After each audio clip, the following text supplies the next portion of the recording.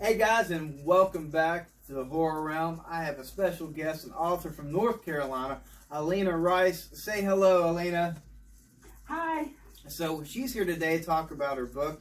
What is your book called? Haunted U.S. Campsites. All right, and how did you come up with that? Because I've been camping to a pretty few haunted places here in western North Carolina. Is North Carolina a haunted place? Pretty haunted? How do you feel about it? There's a lot of strange happenings and unexplained things that happen here. There's a lot of supposed haunted houses here. My main focus is the haunted campsites because nothing's creepier than being in the woods with a ghost. Right? Have you experienced this personally? I have. I was camping at a place called the Nolichucky Gorge in between North Carolina and Tennessee. And the legend has it that at midnight the devil runs through your campsite. I experienced that, something that we couldn't see. We could hear hoofbeats running through the campsite. Another place here in western North Carolina is Bent Creek, Lake Powhatan area. There was a murder back in the 90s, and I've actually heard the screams that other people have reported while I was camping there. Wow, maybe that the victims that happened to, you think? Yeah, it was a female. She was kidnapped and murdered while she was jogging early in the morning. Oh, wow. And wow. The campsite that I was at was really close to there. Wow, that is totally creepy. And did you get any of that on camera or video? No, not at the time. It was like 2:30 in the morning and we were dead asleep and it woke us up. Well, that is not the alarm clock you want to have, Aleena. No, it's not. Do you have a lot of these experiences? Would you like to go through some of them? My main experience camping was, it's totally crazy story and it's totally unbelievable. Some friends and I were camping in Barnardsville, and it was about midnight, 1 o'clock in the morning, and this lady just walked out of the woods and sat down at our campfire. Okay. And we asked her name, and she said her name was the Red-Headed Stranger. And she sat with us for a while, and we were getting ready to go to bed and kind of hinting, you need to go back where you came from. You're not sleeping with us. And we went and laid down in the tent, and my friend Jason stayed up with her because he didn't want her stealing our stuff. And he said he was poking around the fire, and she asked him a question, and when he turned around to answer her, she was gone. Oh, wow. Now, when he turned, how much time had elapsed? Was there enough time? Not enough time. Okay. Not enough time for her to get out of his sight. And okay. This place is way up in the Coleman boundary. Like, no one walks there. Now, is that a national park, or what is that, the Coleman? The Coleman boundary, it's on top of a mountain in Barnardsville. There's a big waterfall, touristy type attraction. But I've heard a lot of bad experiences camping up there. Some friends of mine, a lady got lost in the woods, and it took them 3 days to find her. And when they found her, she was babbling incoherently about wolf people, which is a local Native American legend here also. Do you have a lot of I don't know if you know anything about this or not, but like dogman sightings, and do you have anything like that going on in North Carolina? Have you heard those stories? I am a member of a dogman sighting group on Facebook, actually, and yeah, there are quite a few reports being seen lately in western North Carolina. Like this, recently, is this year, possibly? Yeah. Do you have any of those stories that you can recall? One lady said that she was hanging clothes out on the clothesline and heard a dog growling at her, and it was standing upright on its back 2 feet. And this happened in Fayetteville. Wow, that sounds really crazy. Do you have any other stories from your book you'd like to talk about tonight? Mainly Buzzard Rock. I've always held a fascination with Buzzard Rock. It's located off of an old dirt road in Weaverville. It's pretty much just a pull-off, like an overlook. The scenery is beautiful. Beautiful view of the town of Weaverville down below. People go hang gliding there, but unfortunately a lot of bad people gather there too. And there's been rumors of Satan worship. There was a couple murdered there in the 1980s, and it was actually the local preacher that shot them. And Okay. some people say that you can see them when you pull up and your headlights hit the rock. Is there There's been people fall. off this rock Buzzard? Now this all happened at Buzzard Rock. All these things. Yes. And There's is there been a anything lot of like? accidental deaths with people falling off of the rock. There is a giant set of footprints carved into the rock. And a lot of the old timers, I was raised by my great grandparents. Okay. And my great grandfather told me that that's where the devil was cast out of heaven, and that's where he landed. And supposedly on the other side, in another state, there is another set where he stepped across the valley. Do you know what state and where those are at? I think it's in Tennessee. Do you Near know? Butler, Tennessee. Okay, Butler. Yeah, I've heard strange happenings there as well, so that probably correlates. That's pretty neat. Is there anything? As you told me on the phone now, we're doing this beforehand. There's a lot of also devil worshiping and stuff that go wrong. Go with that rock. Is that true too, Aleena? Yeah, I have. Once you get to the rock, if you go down a trail through the woods, you can get to the bottom of the rock without actually having to climb down the rock face. And there is a fire pit, and when I was 19, me and some friends were up there, and there was a statue of Jesus, a plastic statue of Jesus burned in the fire. Wow. When I was little, my mom and her friends went up there looking for their boyfriends. I guess I was little. I don't know why we were there, but we were there. And a black wild boar started chasing us down the road. And no matter how fast we would go, it would speed up too. And I don't know if it was the tail lights and reflection or what, but it looked like it had glowing red eyes. Well, recently I searched Buzzard Rock on Reddit, and I came up on an article that someone had wrote about being chased off of Buzzard Rock by red glowing eyes.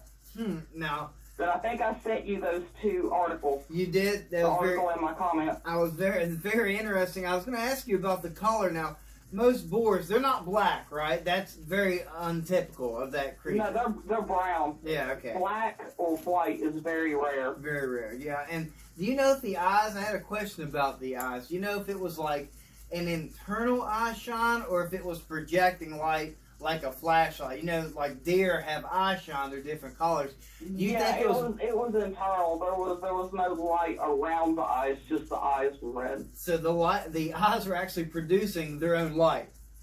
Yeah. Wow, that's crazy. How long has this stuff been going on at Buzzard Rock? When was the first report of like devil or satanic activity around there? Do you remember? It seems like you've lived in the area for a long time. You would know, I hope. Yeah, I grew up right below it. It's located off of Upper Heron Cove Road in Weaverville, and I grew up on Lower Heron Cove Road. Back in the late 1800s, there was a man he was a murderer, a gunslinger, and he would keep the eyeballs of his victims in a pouch around his neck. Like trophies or he souvenirs? was in town at the bar partying, and they tried to get him to stay in town. One person even offered to buy him a room in town to keep him from going across the mountain because they were expecting really bad weather. And he was drunk and wouldn't listen to anyone and went across the mountain. Well, he didn't come back for a few days. So they sent a search party, and they found him lying on Buzzard Rock, and there were buzzards all around him. That's how it got its name. And the only thing that the buzzards had pecked was his eyes, and the pouch of eyes was missing. I have a friend that wrote a book. I'm not going to mention his name without permission. Unfortunately, I wasn't able to get in touch with him this week. I'll keep trying. Okay. He's a local author, and he actually knows the legend a lot better than I do. And so I will get back to you on that one. No, that sounds good. And that guy, the bad guy that was the guy that died that got his eyes pecked out? The guy that collected eyes, correct? Yeah. That's karma there if I've ever seen it, right? I know, right? Jesus. So I wonder why. Do you have any? Is there any graveyard? Is there any right down the street from this place that people have reported seeing lights in? What kind of lights are we talking? Just like a lantern swinging back and forth. Do you know if they're high off the ground? I mean, what are they in the trees? Are they floating?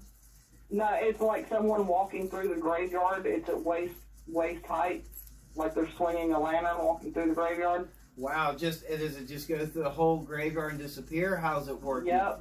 They go, by the time you get to the graveyard to see what's going on, there's no one there. It's up on a hilltop right off of Lower Herring Cove Road. And this is near that rock as well? Mm-hmm. What's his graveyard called? Smith's Graveyard, I think. Smith's Graveyard. If I'm not mistaken, I think it's Smith's Graveyard. So there's a lot of activity around. Why do you think it's drawn to this area? Is there a reason all this, what do you think's the root cause of all this? Well, the Satan worship probably isn't helping matters, but I think it goes back to Native American. The Trail of Tears ran across Desert Rock too. A lot of people say that that's what the giant footprints are, was marking the way to go on the Trail of Tears. Wow. Do you want to explain in case people don't know what the Trail of Tears were back in the day? The Trail of Tears is where the Cherokee people were run out of western North Carolina and forced to walk hundreds of miles across the Appalachian Trail with no blankets, shoes. They lost a lot of people. It was a terrible, terrible tragedy that should never have happened. Yeah, right. I agree with that. And that would definitely cause a lot of negative energy in that area to definitely spawn out. Yeah. So on top of that, and there's a field right down below it that you can actually find arrowheads still after it rains. That is crazy, man. That is sad. And then on top of the devil worshipping, that is a combination for a bunch of bad juju, I'd say, Aleena. Yeah. I don't go up there at night, man. That's what you're telling me. It's creepy enough during the day. I'm like, well, if I go, that's when it's got to be, unfortunately. But that's what we're here for. Now, that's a lot of cool stories. Is there anything else in the book that you'd like to mention around the state? Just folk tales or anything that you've come across on your research? There's supposedly a lady ghost at the Grove Park Inn. Now, where is that in North Carolina, so we know? It's in Asheville, North Carolina. And how's that story go, Aleena? She's been cited by many, many hotel guests and staff. The pink lady at Grove Park Inn. Do you know how? She's dressed in a bonnet and a long pink dress. And you can see straight through her. So she's like an apparition, more or less? Yeah. Do you know how she came to be, her backstory? Was she murdered? Has she always been there? Did somebody maybe conjure her, or do you know? The story goes her husband went to war, and she grieved herself to death after he was killed at war. You know, the main theme about this is a lot of sadness brings a lot of bad apparitions. I think we can agree on that, Aleena. Oh, yes. There's another local legend about Helen's Bridge. Now, where's that? In Asheville, North Carolina, there is a castle that has been converted since then into a house. And back when it was a castle in the late 1800s, a woman's house caught on fire while she was outside. And she wasn't able to get inside to rescue her daughter, and she went and hung herself from the bridge. The local legend is if you go to Helen's Bridge and you say, Helen, Helen, Helen, or Helen, I've got your baby 3 times, that she will appear and lay her hands on your car, and it will burn the paint, and you'll never be able to get it off. Even over repainting over it won't work. I've never actually seen the handprints, but this has been a local legend I've heard my entire life. So you've never experienced it yourself? Do you know anybody that's actually had handprints put on their car or anything? Have you seen them firsthand? Oh, I've heard a bunch of people claim it, but no one's ever been able to produce the handprint. I don't want to go up there at night and find out. Because the reports of what she appears as is as a corpse, and I'm not messing with that kind of apparition.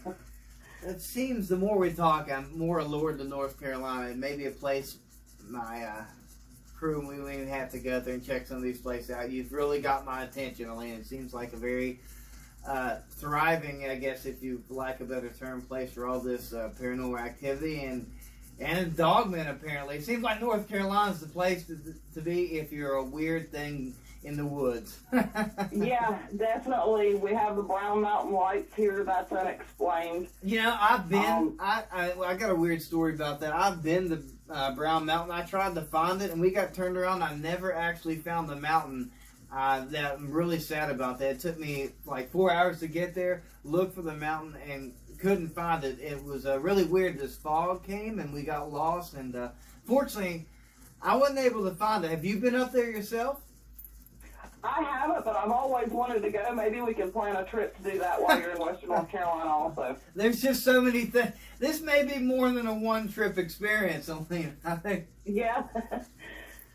That's great. There's definitely a lot to go check out. The Asheville does offer a couple of haunted tours, trolley bus tours.